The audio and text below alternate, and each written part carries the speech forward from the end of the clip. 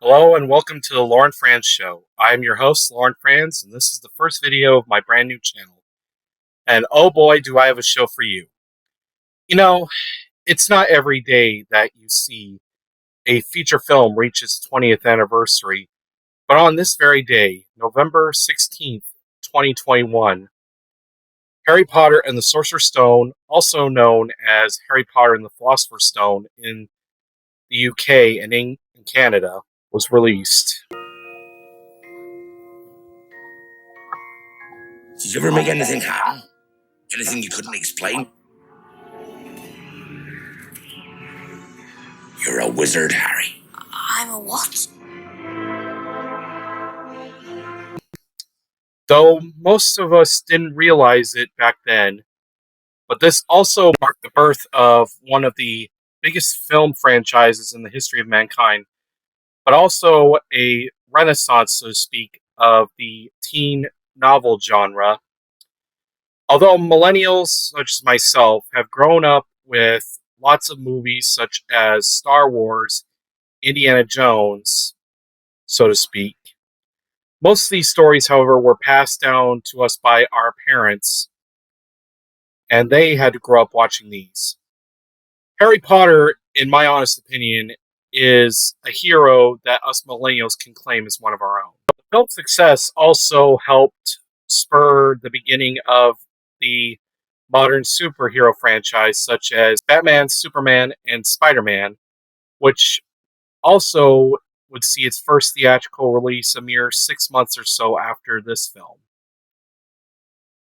Now, I'm going to mostly refer to Harry Potter as Harry Potter and the Sorcerer's Stone throughout because, as an American, that's how I grew up knowing it, and I'm mostly speaking from for a predominantly American audience. But if I happen to have any British viewers watching this, I don't mean you any disrespect. It's just the way that I grew up with it, and that's how I'm going to stick with it. Even though the creator of Star Wars, George Lucas, would eventually return to his own franchise as director after 22 years, with Star Wars Episode 1, The Phantom Menace, being released in 1999 in order to appeal to a younger generation. That is not the subject of today's video, though I'm sure I will get to Star Wars in the future. Harry Potter and the Sorcerer's Stone is an adaptation of the first book of 7 that covers the story of the title character, Harry Potter. This is also where I'm going to start getting into important details about the film itself and maybe the novel a little bit. So consider this your spoiler warning. If you haven't seen the film yet and don't want me to ruin it for you, I suggest turning this video off right now and come back when you're ready. Otherwise, I'm moving forward from here. Harry Potter and the Sorcerer's Stone, the book, was released in the United Kingdom under the title of Harry Potter and the Philosopher's Stone on the 26th of June, 1997, by Joanne J.K. Rowling. The book received generally positive reviews, notably of the plot structure, the author's sense of humor, and character development. However, the novel did generate a lot of significant controversy, especially amongst religious groups, due to accusations that the book was promoting witchcraft, and thus it was actually banned in several countries. Even here in the United States, the book, along with its sequels, were placed on lists of banned books, meaning that some libraries weren't allowed to carry copies. Now, it did take some time for the book to really become popular here in the United States. It didn't even reach the top of the New York Times bestseller list until August 1999, more than 2 years later, just around the same time that her third novel, Harry Potter and the Prisoner of Azkaban, was released. From there, the sky was the limit, and shortly after that, Warner Brothers reached out to Rowling for the rights to begin production of a film adaptation. She would sell them the rights to her first 4 books, Harry Potter and the Goblet of Fire. The 4th book hadn't been released yet. For what was at the time about £1 million, or about $1.65 million in 1999 dollars, when adjusting for inflation is worth about £1.52 million, or just over $2 million today in US dollars. Before you can have a film, you need to find a director and cast for your characters. Before Chris Columbus, the same director of classic films such as Home Alone 2, and Mrs. Doubtfire, was chosen as director, other names were considered. From Steven Spielberg to Terry Gilliam, Jonathan Demme, Wolfgang Peterson, and even M. Night Shyamalan.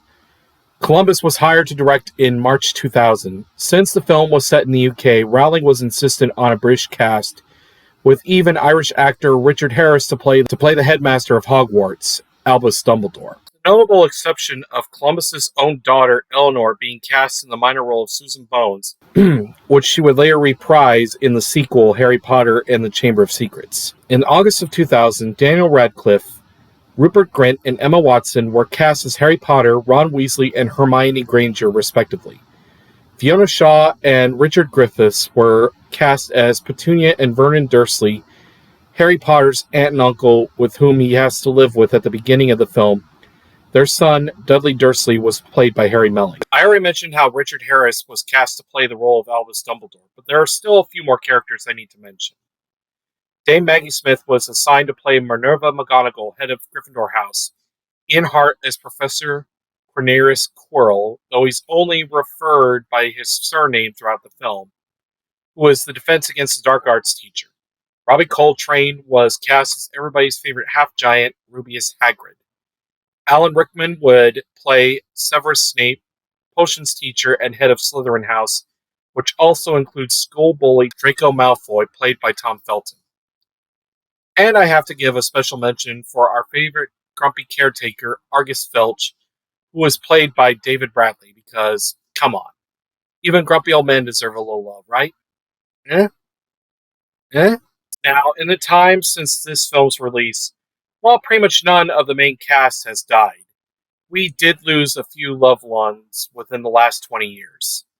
Richard Harris, I have to bring up, was one of the first cast members to die early on, as he had spent the last few years of his life battling Hodgkin's lymphoma, and despite his illness, he was reportedly encouraged by his granddaughter to accept the role of Dumbledore, a chance that I don't believe he ever regretted, and true Potter fans deeply appreciate. We'll go more in depth about Harris's passing later on. Richard Griffiths passed away in 2013 due to complications resulting from a heart surgery.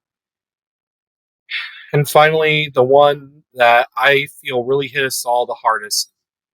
And for those who might not be true Potter fans, this may come as a shock. Alan Rickman. Yes, the man who played Severus Snape throughout the series, one of the most misunderstood characters and yet proved himself a true hero in the end, succumbed to pancreatic cancer on the 14th of January 2016, just 4 days after we also lost David Bowie. Rickman was diagnosed with pancreatic cancer shortly after he suffered a minor stroke in August 2015. News of his death came as a shock to Potter fans everywhere. Memorials were erected, including one under the Platform 9 3/4 sign at London's King Cross.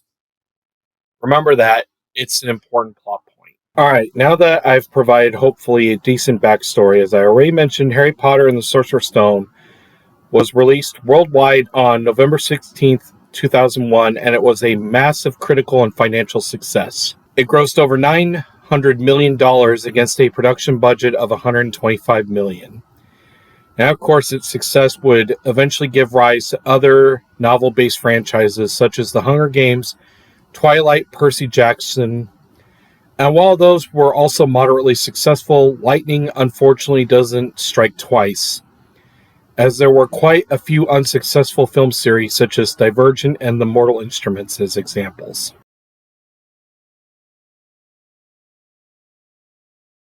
Without further ado, let's talk about the actual film itself.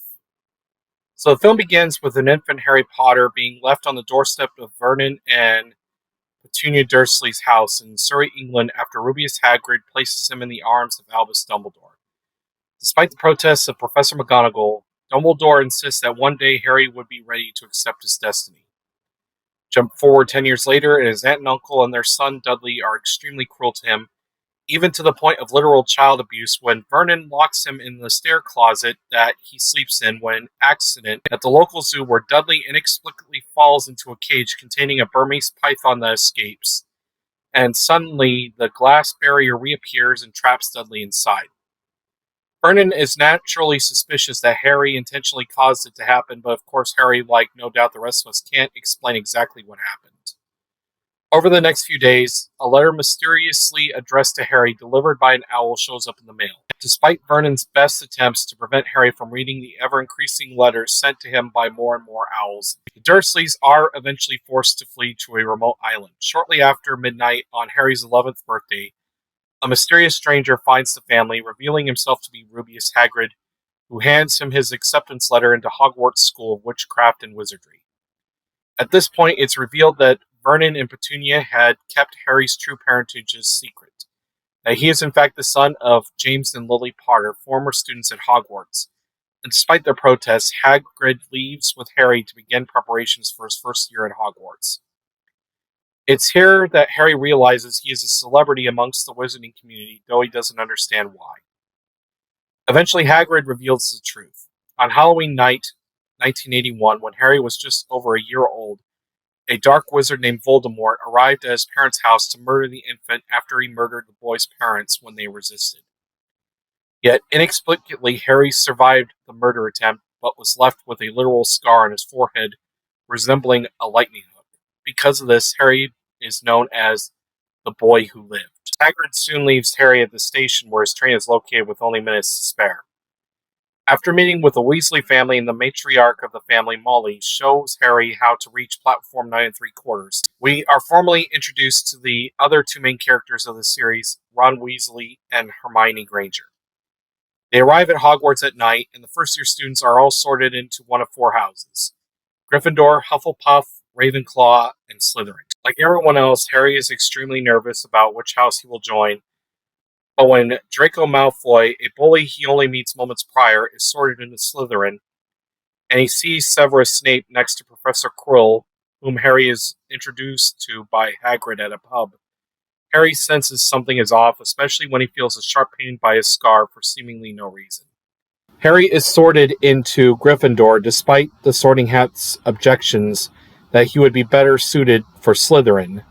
Harry struggles to adapt to his new life at Hogwarts and almost immediately senses a conspiracy when he notices from a newspaper that a mysterious item was taken from a vault at Gringotts in Diagon Alley, where Harry purchases his school supplies, but coincidentally this happens to be the same vault he witnessed Hagrid access.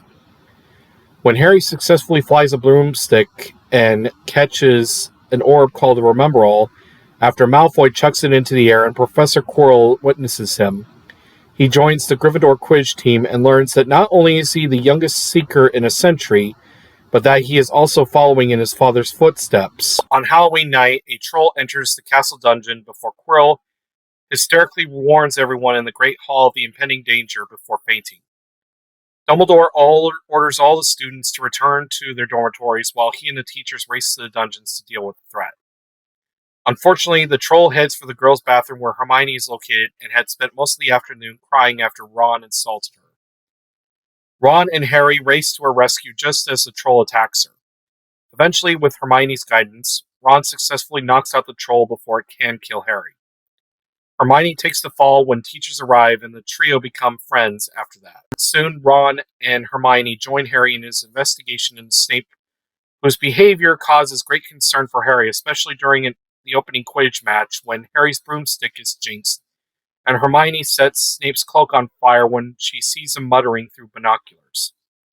Despite Hagrid's insistence that Snape isn't out to get Harry, and accidentally revealing a secret deal between Dumbledore and a Mr. Nicholas Flamel, Harry is now more determined than ever to get to the bottom of the mystery. Eventually, the trio determine that the item in the Gringotts vault was a Sorcerer's Stone, and Flamel is the last living creator who has lived for more than 600 years, as the stone's special properties create an elixir that prolongs life, though for how long is undetermined.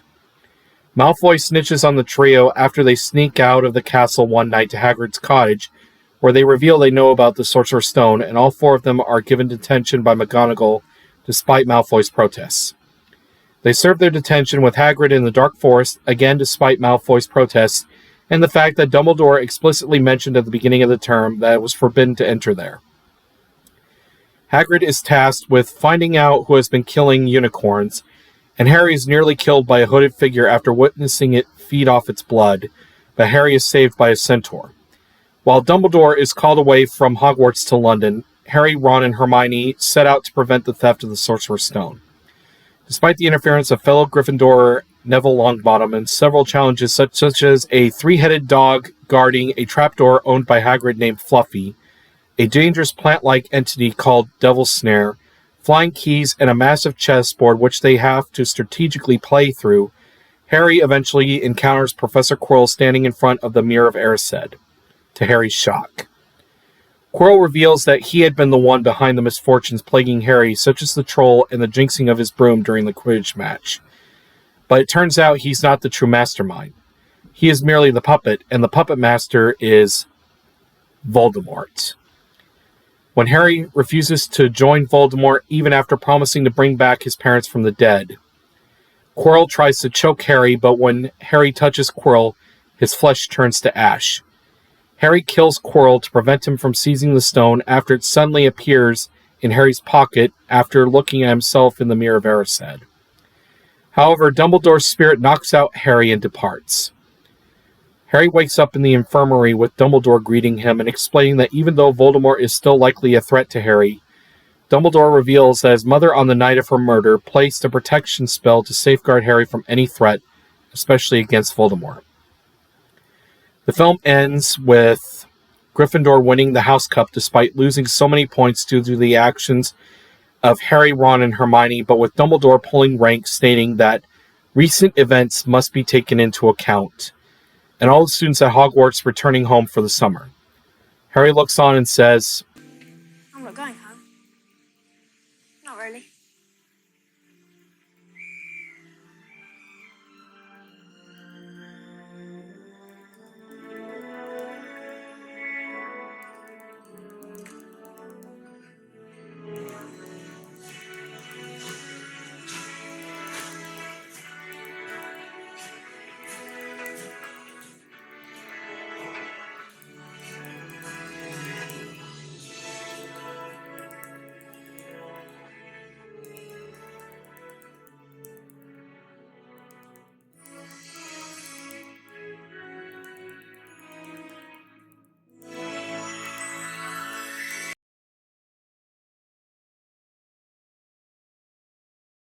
"While I can say that many of the same moments of wonder and magic do hold up pretty well, the film does unfortunately show its age. Namely, some of the special effects look very dated by today's standards. Pacing is also a bit slow at times, which I believe is due to the fact that the film basically tries to turn the novel into a movie. It's extremely difficult to convert one medium into another since film is a visual medium where the audience needs to see to believe, whereas with books it's up to the reader's imagination to picture the world. You simply can't cram a 300-page book into a nearly 2.5-hour film. Overall, it's still a fun time to watch and relive the nostalgia that millennials and I so fondly remember. On a personal note, one of the biggest Potter fans I have ever known was my own grandmother. And this also is the anniversary of her passing 11 years ago. So for me, November 16th will have two significant meanings for me. The beginning of a franchise that helped shape the worldview of so many of my generation, and a day of remembrance for someone very close and dear to me. I love you, Grandma.